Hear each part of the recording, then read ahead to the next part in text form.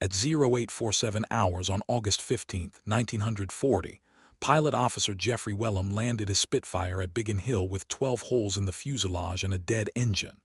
By 1430 that same day, 5 hours and 43 minutes later, that same Spitfire was airborne again with a different pilot. It shouldn't have been possible. July 1940. The Luftwaffe had two 800 fighters and bombers pointed at Britain. Fighter Command had 640 serviceable Spitfires and Hurricanes. Production delivered 470 new fighters per month. The Germans shot down 300 in the first 3 weeks of August alone. The math didn't work. Lord Beaverbrook ran the Ministry of Aircraft Production.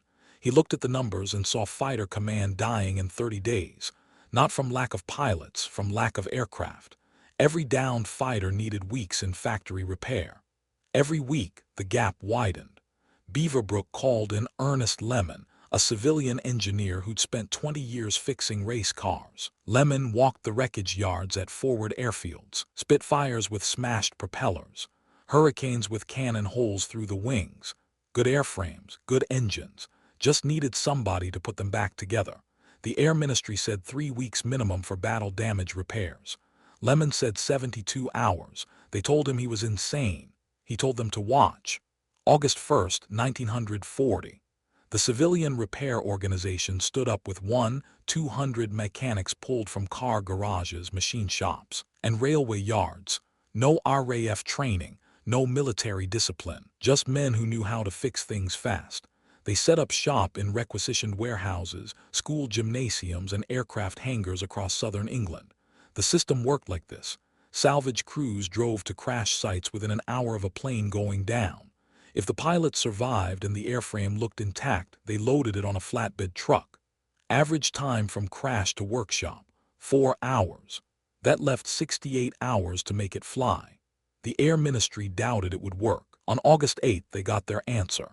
6 Spitfires came back from a single morning sortie with varying damage, 2 with engine hits, 3 with wing punctures, 1 with a shattered canopy. All 6 landed at different fields. By midnight, salvage teams had hauled 5 of them to the same repair depot in Kent. The 6th had crashed into a marsh, too deep to retrieve. At 0200 hours, the night shift started tearing into the 5 Spitfires. The mechanics worked under blackout conditions, dim electric bulbs, no windows. They pulled damaged engines in 2 hours, swapped them with spares cannibalized from write-offs, patched wing fabric with doped linen, hammered aluminum patches over cannon holes, tested flight controls by hand, pulled the stick, watched the elevators move. If they moved, it worked. By 0600, 3 Spitfires had new engines installed. The other 2 needed airframe repairs, bent stringers, cracked longerons. The mechanics cut the damaged sections out with hacksaws, riveted in replacement pieces. No jigs, no measuring tools, just eyeball it and make it fit. One mechanic, Arthur Harris from a Birmingham garage, described the wing repair later. You'd look at the hole, find a scrap piece that looked about right, cut it rough, hold it up, file it down until it sat flush. 4 rivets per corner, hammer them in, move to the next hole. No precision, just speed. At 1100, the first repaired Spitfire fired its engine. The Merlin coughed twice, caught, roared. Black smoke poured from the exhaust for 15 seconds, then cleared. The mechanic throttled up. The gauges read normal, oil pressure held. He shut it down and signed the log airworthy. The test pilot climbed in at 1130, taxied out, took off, landed 12 minutes later, reported the plane flew straight. Guns worked. Radio worked. He didn't care that the fabric patch on the port wing was crooked or that somebody had painted over the serial number with the wrong stencil. It flew. That was enough.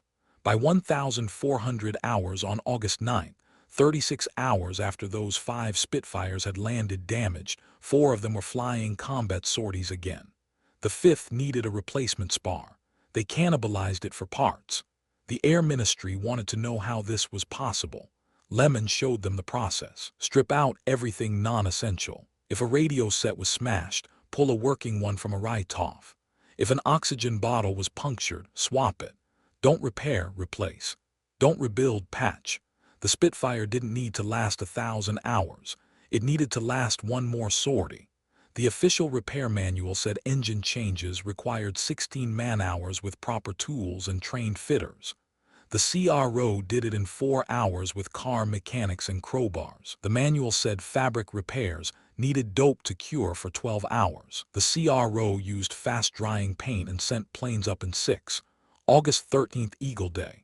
The Luftwaffe threw everything at Fighter Command. By nightfall, 34 British fighters were down, 13 pilots dead, 18 wounded, but the airframes, the CRO salvaged 22 of them. At Tangmere Airfield, a Hurricane came in with the entire tail section shredded by cannon fire. The pilot Bella landed it in a grass field. Salvage crew arrived in 40 minutes. Looked at the damage, radioed back. Airframes good, tails gone, send a replacement. They had replacement tail sections stockpiled at the depot, pulled from crash write-offs, cataloged, ready. A truck delivered one by 1,800 hours. The mechanics unbolted the destroyed tail, bolted on the new one, reconnected control cables, tested the rudder. 11 hours. At 0500 on August 14th, that Hurricane flew again. The Luftwaffe couldn't understand it. Their intelligence said Fighter Command lost 40 fighters on August 13th. The next morning, RAF scrambled 43. The numbers didn't make sense. German pilots reported shooting down Spitfires with specific markings, then saw those same markings 2 days later. They thought the British were faking numbers. They weren't. The CRO was just that fast, but speed had costs. The mechanics worked 18-hour shifts, no days off, no rotation. Men collapsed from exhaustion. One fitter fell asleep standing up, holding a rivet gun. His partner caught him before he hit the concrete. The work was dangerous without proper safety. Mechanics crawled into fuselages with damaged oxygen systems, breathable air mixed with aviation fuel vapor. One spark and the whole thing went up. They did it anyway because there wasn't time to vent it properly. At a depot near Portsmouth, a mechanic named William Cross was replacing a propeller hub when the retaining nut stripped. He forced it. The hub spun free, caught his hand, crushed 3 fingers. They drove him to hospital. He was back in 8 hours with his hand bandaged, working one-handed. They asked why he came back. He said they needed the plane ready by morning. By August 18th, the system was running at maximum capacity. 15 repair depots across southern England, each handling 5 to 8 aircraft simultaneously. Average turnaround time, 63 hours. The Air Ministry had predicted 3 weeks. The CRO was doing it in under 3 days, but there was a limit. On August 24th, the Luftwaffe switched tactics. Instead of hitting airfields, they went after the repair depots. A bombing raid hit a warehouse in Kent holding 18 Spitfires in various stages of repair. The building took 3 direct hits, 11 aircraft destroyed, 42 mechanics killed. The CRO relocated to smaller, dispersed workshops, requisitioned more buildings, barns, warehouses, school machine shops, anywhere with a roof and electricity. The repair network spread out, harder to bomb, harder to coordinate, but it kept running. September 7th marked the pivot. The Luftwaffe shifted to bombing London instead of airfields and depots. The immediate pressure on the repair organization eased, but by then the damage was done to the Germans. The numbers told the story.